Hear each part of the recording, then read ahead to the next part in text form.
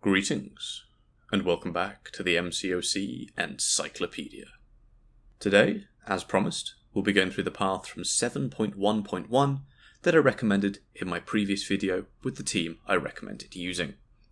This will allow you to get a little more insight into why I chose this team and how I play around the nodes.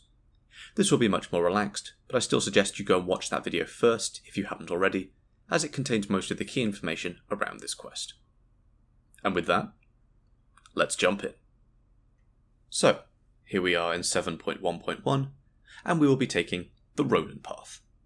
The team today is 6-star rank 3 Shang-Chi, 6-star rank 3 Quicksilver, 6-star rank 3 Black Widow Clairvoyant, 6-star rank 3 Toad, and 7-star rank 1 Adam Warlock. For the fights on the path, we will be using simply whoever has class advantage over that fight. For example, here we have Claire versus Ronan, and later on we'll have Toad versus Gwenpool. For the one fight where we don't have class advantage, that being Storm, as we don't have a tech champion, I will also be using Black Widow Clairvoyant. The reason being is because she can heal, and none of the other champions can heal quite at the same level. For example, full yellow bar finish on the Ronan. The nodes we are dealing with are Colorblind and Flare. Colorblind simply mandates that we use a different class for each champion on the team, otherwise we will degen at the start of the fight. And Flare will also degen us slowly throughout the fight, but give us a massive damage increase. As you can see from the previous fight and from this fight, getting 20k mediums out of a Black Widow Clairvoyant at 6-star rank 3 is not the most common. The second reason we're using Claire for this fight is simply because she is Mystic, and I'm running Mystic Dispersion. Storm generates a fair number of her prowess buffs, and so we can use those to fuel us back to our special 2, meaning more healing, even if we get here like that. Flare will have its damage dealt to you change depending on your class relationship. So if you have class advantage, you take less damage, hence why I'm using class advantage throughout the path. Despite a small slip up, Claire still ends with 90% health, but that's the last time we will see her on this path. Up next we have Immortal Iron Fist, and, simply sticking with our class relationship, we will be using 6-3 Quicksilver. This fight I probably could have done a bit faster, but we'll simply be building to our special 2, and given Flare, you can end pretty much every fight on this path with just a special 2. Was that heavy necessary? Not really. If you were playing Quicksilver in a longer fight, you might do heavy, and then dash back a load to ramp up your speed, as you can see going up on the left.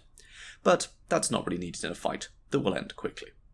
What I could have done here probably is go medium, light, medium to trigger my whiplash straight into special 1 for a big burst of damage, and there's a fairly good chance that would have just ended the fight there and then.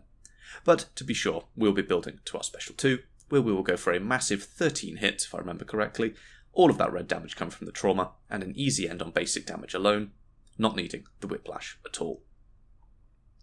Up next, we have Red Guardian, and sticking with our class relationships, we will be using Shang-Chi. Make sure to go left here. There's not a huge amount to say about this fight, so I will instead ask a question. For this Act 7 run-through, what level of champions should we limit ourselves to? And please give your thoughts in the comments below. The team today is 6-star rank 3s and a 7-star rank 1, but how far do you think I should push? 6 stars rank 4, are they available? What about 6-star rank 4 Ascended? 6-star rank 4 Ascended and 6-star rank 5 are roughly equivalent, so are we allowed 6-star rank 5s if they're not Ascended? What about Ascended ones? Are we allowed to go all the way, or is that pushing it too far? For 7 stars, I imagine we're probably just limited to 7-star rank 1, as the availability of tier 6 class catalysts at this point isn't wholly available. Leave that completely open to you, but let's keep it reasonable. I don't want to try and do the whole thing with just 4 stars, though we probably could. That could be fun. Here, we're going into Toad versus Gwenpool, and I was thinking in this fight I could probably just end it in a special 2 like most others, but then we must consider Gwenpool's awakened ability. She cannot be killed via special attacks, and so a slightly different tactic is warranted. Here we'll be going for our special 1.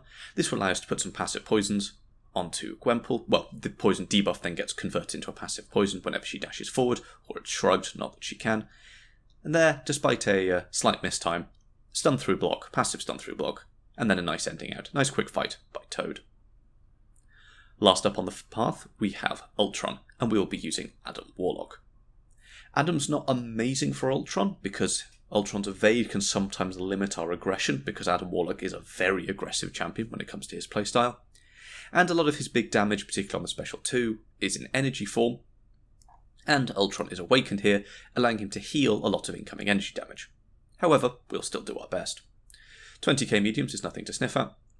And here I get a slight dropped input because of the lag spike and end up blocking, which means I just about lose my ramp. Slightly annoying, but that's playing Adam Warlock for you.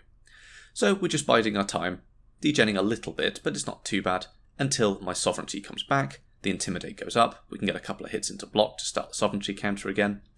Up to 15 hits, 60, now we go into our special 2, we get the crit buff at 20, get some nice crits on the end, a 70k crit, not quite enough to close it out, but one little poke with a 20k medium is enough to do it. That's the path covered, and remember you have champion swappers, and for a change I will actually be using one here. What should we swap in and out?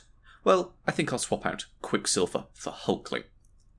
We need some buffs, preferably in this fight, and Quicksilver cannot generate any of his own, and we're bringing in Hulkling because he has lots of unique buffs, and we have class advantage. In hindsight, it might have been better to swap out Toad, simply because he would have class disadvantage versus the boss, but it doesn't hugely matter. What are we considering in this fight? Well, first up we have Super Masochism, which does this.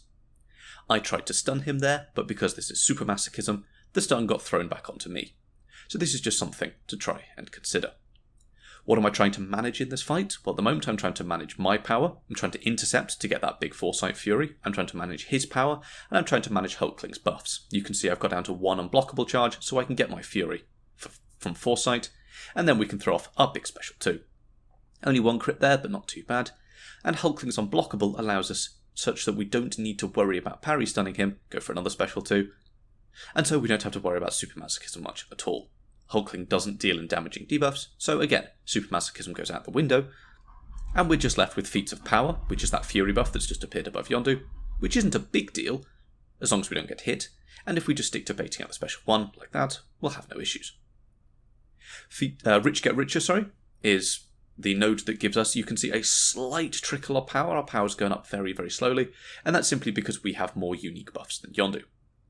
And Foresight gives us the big Fury when we intercept, as we did there. A very clean finish by Hulkling, could have been done by many champions, and remember this is Act 7, so you must move to that ending node. Don't quit out. It sounds stupid, but I have seen it done. So, there we have it. Everything you need to know to beat 7.1.1. The current plan is to continue the Act 7 run through, but let me know down below if there's anything else you'd like to see. I also have a Discord server, a great place to get specific advice, make suggestions for future video topics, and while I'm awake, I do my best to be there as much as possible. If you have any questions, please leave them down below, and do all the YouTube stuff. Thank you, and I will see you next time.